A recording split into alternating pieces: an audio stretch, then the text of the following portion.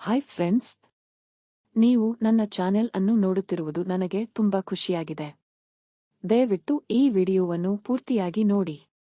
ಸ್ಟೋರಿಯು ತುಂಬಾ ಚೆನ್ನಾಗಿದೆ, ನಿಮಗೆ ಕಂಪ್ಲೀಟ್ ಮಜಾ ಕೊಡುತ್ತೆ. ನನ್ನ ಹೆಸರು ರಾಜೇಶ್. ನಮ್ಮದು ಒಂದು ಚಿಕ್ಕ ಊರು.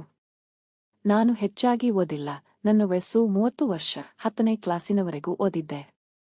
ಆಮೇಲೆ ಹೊಲಗದ್ದೆಗಳನ್ನು ನೋಡಿಕೊಳ್ಳುವುದಕ್ಕೆ ಯಾರೂ ಇಲ್ಲ ಅಂತ ಓದುವುದನ್ನು ನಿಲ್ಲಿಸಿದ್ದೆ. ನಮ್ಮ ಪಕ್ಕದ ಮನೆಯಲ್ಲಿ ಒಂದು ಸಂಸಾರ ಇದೆ. ಅಲ್ಲಿ ರೋಹಿತ್ ಅನ್ನುವವನು ತನ್ನ ತಂಗಿ ಹಾಗೂ ಅಪ್ಪ ಅಮ್ಮರೊಂದಿಗೆ ವಾಸವಾಗಿದ್ದರು. ರೋಹಿತ್ನ ತಂಗಿಗೆ ಮದುವೆಯಾದ ಮೇಲೆ ಗಂಡನ ಮನೆಗೆ ಕಳುಹಿಸಿ ಕೊಟ್ಟಿದ್ದರು. 2 ವರ್ಷಗಳ ಹಿಂದೆ ರೋಹಿತ್ಗೆ ಕೂಡ ಮದುವೆಯಾಯಿತು. ಅವನ ಹೆಂಡತಿ ಸ್ವಾತಿ. ಸ್ವಾತಿಯ ಬಗ್ಗೆ ಹೇಳಬೇಕೆಂದರೆ ಅವಳು ತನ್ನ ಡಿಗ್ರಿ ಮುಗಿಸಿ ಮದುವೆ ಮಾಡಿಕೊಂಡಿದ್ದಳು. ಅವಳು ನೋಡುವುದಕ್ಕೆ ತುಂಬಾ ಸುಂದರವಾಗಿದ್ದಾಳೆ. ಯಾವ್ಯಾವುದು ಎಲ್ಲೆಲ್ಲಿ ಹೇಗೆ ಇರಬೇಕು ಹಾಗೆ ಕಣ್ತುಂಬುವ ಹಾಗೆ ಇವೆ. ರೋಹಿತ್ ಅಮೆರಿಕದಲ್ಲಿ ಕೆಲಸ ಮಾಡುತ್ತಾನೆ. ಅವರಿಗೆ ಒಂದು ಮಗು ಕೂಡ ಆಗಿದೆ.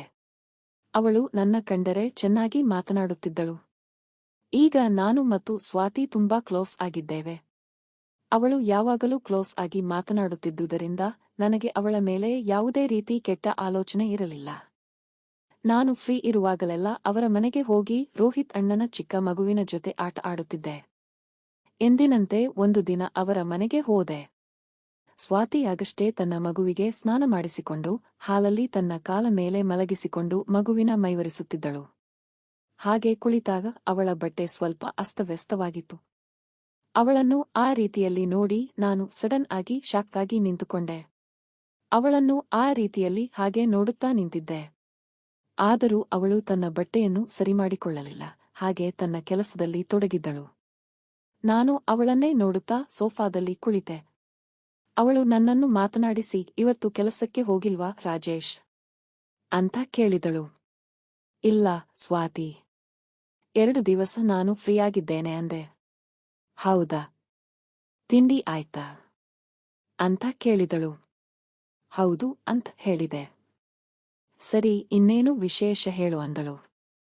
ಇನ್ನೇನು ವಿಶೇಷ ಇಲ್ಲ ಸ್ವಾತಿ, ಎಲ್ಲಾ ಮಾಮೂಲಿಯಾಗಿ ನಡೆಯುತ್ತಿದೆ ಅಂತ ಹೇಳುತ್ತಿದ್ದೆ. ಆದರೆ ನನ್ನ ಕಣ್ಣು ಮಾತ್ರ ಅವಳ ಸೌಂದರ್ಯವನ್ನೇ ನೋಡುತ್ತಿತ್ತು. ನನಗೆ ಅವಳನ್ನು ನೋಡದೆ ಸುಮ್ಮನಿರಲು ಆಗುತ್ತಿರಲಿಲ್ಲ. ನನಗೆ ಅಲ್ಲಿ ಹೆಚ್ಚು ಹೊತ್ತು ಇರಲು ಆಗದೆ ನನ್ನ ಮನೆಗೆ ವಾಪಸ್ ಬಂದೆ. ಅವಳನ್ನು ಅವತ್ತು ಆ ರೀತಿ ನೋಡಿದ್ದರಿಂದ ಒಮ್ಮೆಯಾದರೂ ಅವಳ ಜೊತೆ ಅದನ್ನು ಮಾಡಬೇಕು ಅಂತ ಅಂದುಕೊಂಡೆ. ಮರುದಿನ ಮತ್ತೆ ಅವಳ ಮನೆಗೆ ಹೋದೆ. ಅವಳು ಸ್ನಾನಕ್ಕೆ ಹೋಗಿದ್ದಳು. ನಾನು ಪಾಪು ಹತ್ತಿರ ಹೋಗಿ ಕುಳಿತುಕೊಂಡೆ. ಆಗ ಸ್ವಾತಿ ಸ್ನಾನ ಮುಗಿಸಿ ಅಲ್ಲಿಗೆ ಬಂದಳು. ಟವೆಲ್ ಸುತ್ತಿಕೊಂಡು ಅವಳು ಸಡನ್ ಆಗಿ ಹೊರಗಡೆ ಬಂದಳು. ಅದನ್ನು ನೋಡಿ ನಾನು ಹೊರಗಡೆ ಬಂದೆ. ಆಗ ಅವಳು ನನ್ನನ್ನು ನೋಡಿ, ಕೂತ್ಕೋ ರಾಜೇಶ್, ಎಲ್ಲಿಗೆ ಹೋಗ್ತಾ ಇದ್ದೀಯಾ ಅಂದಳು. ಇಲ್ಲಿ ಹೊರಗಡೆ ಇರುತ್ತೇನೆ ಸ್ವಾತಿ ಅಂತ ಹೇಳಿದೆ. ಪರವಾಗಿಲ್ಲ, ನೀನು ಇಲ್ಲೇ ಕೂತ್ಕೋ ಅಂತ ಹೇಳುತ್ತಾ ನನ್ನನ್ನು ಮಾತನಾಡಿಸಿದಳು. ನಾನು ಅವಳನ್ನು ಆ ರೀತಿ ನೋಡಿ ಹೇಗೆ ಇವಳನ್ನು ಒಲಿಸಿಕೊಳ್ಳುವುದು ಅಂತ ಮನಸ್ಸಿನಲ್ಲಿ ಲೆಕ್ಕ ಹಾಕುತ್ತಿದ್ದೆ.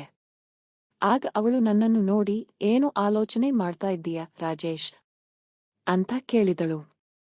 ಏನಿಲ್ಲ ಸ್ವಾತಿ, ಹೀಗೆ ನಿನ್ನನ್ನೇ ನೋಡ್ತಾ ಇದ್ದೆ ಅಂತ ಹೇಳಿದೆ. ಹೌದಾ, ನಾನು ಹೇಗಿದ್ದೀನಿ ಅಂತ ಕೇಳಿದಳು.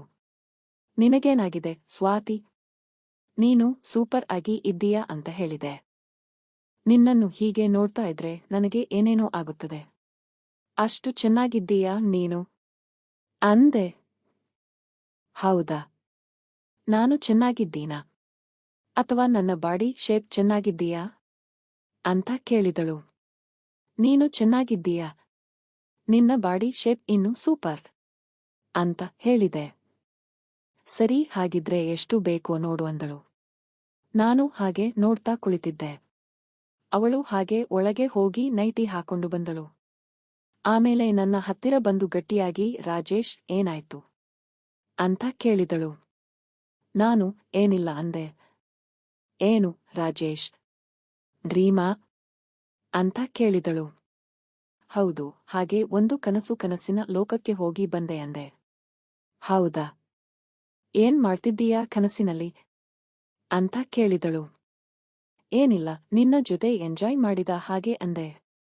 ಹೌದಾ, ನಿಜಾನಾ ಅಂತ ಕೇಳಿದಳು. ಹೌದು ಸ್ವಾತಿ. ನಿಜವಾಗ್ಲೂ? ಆದರೆ ಅದೇ ನಿಜವಾಗಿದ್ರೆ ಎಷ್ಟು ಚೆನ್ನಾಗಿತ್ತು ಅಂದೆ. ಒಂದ್ ವೇಳೆ ಅದು ನಿಜ ಆದ್ರೆ ಏನ್ ಮಾಡ್ತಿದ್ದೆ ಅಂತ ಕೇಳಿದಳು. ನಾನು ಕೂಡ ತುಂಬಾ ಎಂಜಾಯ್ ಮಾಡುತ್ತಿದ್ದೆ ಅಂದೆ. ಹಾಗಿದ್ರೆ ಎಂಜಾಯ್ ಮಾಡು ಅಂತ ಹೇಳಿದಳು. ನನ್ನ ಹತ್ತಿರ ಬಂದು ನಿಂತುಕೊಂಡಳು. ಹಾಗೆ ಹತ್ತಿರ ನಿಂತಾಗ ಸುಮ್ಮನೆ ಇರೋಕೆ ಹೇಗೆ ಆಗುತ್ತೆ? ಅವಳೊಡನೆ ಏನೇನು ಮಾಡಬೇಕು ಅಂತ ಯೋಚನೆ ಮಾಡುತ್ತಿದ್ದೆ. ಇಂತಹ ಅವಕಾಶ ಸಿಕ್ಕರೆ ಯಾರು ಬಿಡುತ್ತಾರೆ? ನಾನು ಅವಳ ಹತ್ತಿರ ಹೋಗಿ ಅವಳ ಮೈ ಟಚ್ ಮಾಡಿದೆ. ಆಗ ಅವಳು ನನ್ನನ್ನು ತಡೆದಳು. ನಾನು ಏನಾಯ್ತು ಅಂತ ಕೇಳಿದೆ. ಈಗ ಬೇಡ, ಈಗ ಹಗಲಲ್ಲಿ ಬೇಡ. ರಾತ್ರಿ ನೋಡಿಕೊಳ್ಳೋಣ. ಈ ಟೈಮಲ್ಲಿ ಯಾರಾದರೂ ಬಂದರೆ ನಾವಿಬ್ಬರು ಸಿಕ್ಕಿ ಹಾಕಿಕೊಳ್ಳುತ್ತೇವೆ. ಪ್ಲೀಸ್ ಬೇಡ ಅಂದಳು. ಸರಿ ನಿನ್ನಿಷ್ಟ ಅಂತ ಏನೋ ಹೇಳಿದೆ. ಬೇಜಾರಾಗಬೇಡ. ರಾತ್ರಿ ನಿನಗೆ ಏನೋ ಇಷ್ಟ ಆಗುತ್ತೋ ಅದನ್ನು ಮಾಡಬಹುದು ಅಂತ ಹೇಳಿ ಹಾಗೆ ನನ್ನ ಹಣೆಗೊಂದು ಮುತ್ತು ಕೊಟ್ಟು ರಾತ್ರಿವರೆಗೂ ಸ್ವಲ್ಪ ತಡೆದುಕೋ. ನಾನು ಆಮೇಲೆ ಕಾಲ್ ಮಾಡುತ್ತೇನೆ. ಆ ಟೈಮಲ್ಲಿ ಬಾಯ್ ಅಂದಳು.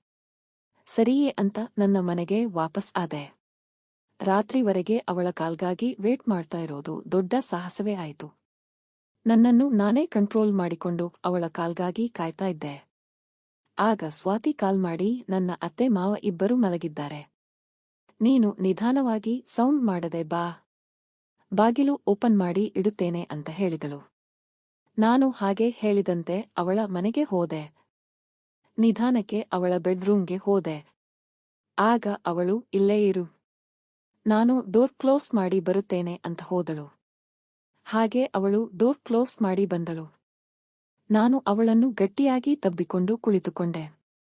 ಇರೋ ಸ್ವಲ್ಪ ಹೊತ್ತು ಲೈಟ್ ಆಫ್ ಮಾಡ್ತೀನಿ ಅಂದಳು. ಬೇಡ, ಹೀಗೆ ಇದ್ದರೆ ಚೆನ್ನಾಗಿದೆ. ನೀನು ಲೈಟ್ ಆಫ್ ಮಾಡಿದ್ರೆ ನಿನ್ನ ಅಂದವನ್ನೆಲ್ಲ ಹೇಗೆ ನೋಡಲಿ ಅಂತ ಕೇಳಿದೆ. ಹೌದಾ, ಸರಿ ನಿನ್ನಿಷ್ಟ ಅಂದಳು. ಆ ರಾತ್ರಿ ಪೂರ್ತಿ ಸ್ವಾತಿಯ ಇಂಚಿಂಚು ಸೌಂದರ್ಯ ಸವಿದಿದ್ದರಲ್ಲಿ ಬೆಳಕಾಗಿದ್ದೆ ಗೊತ್ತಾಗಲಿಲ್ಲ. ಅವಳ ಬೆಳದಿಂಗಳಿನಂತಹ ಸೌಂದರ್ಯ ಹೊಗಳಿದಷ್ಟು ಕಡಿಮೆ. ಅವಳ ಆಳ ಉಬ್ಬು. ಓ, ನಾನೀಗ ಸ್ವಾತಿಯ ಹುಚ್ಚನ್ನಾಗಿ ಹೋಗಿದ್ದೇನೆ. ಆ ದಿವಸದಿಂದ ನಾನು ಮತ್ತು ಸ್ವಾತಿ ಸಮಯ ಸಿಕ್ಕಾಗಲೆಲ್ಲ ಸೇರ್ತಾನೆ ಇದ್ದೇವೆ. ನಿಮಗೆ ಈ ಸ್ಟೋರಿ ಇಷ್ಟವಾದಲ್ಲಿ ಲೈಕ್ ಮಾಡಿ, ಚಾನೆಲ್ ಅನ್ನು ಸಬ್ಸ್ಕ್ರೈಬ್ ಮಾಡಿ, ಸಪೋರ್ಟ್ ಮಾಡಿ. ಮುಂದಿನ ವಿಡಿಯೋದಲ್ಲಿ ಸಿಗೋಣ. ನಮಸ್ಕಾರ.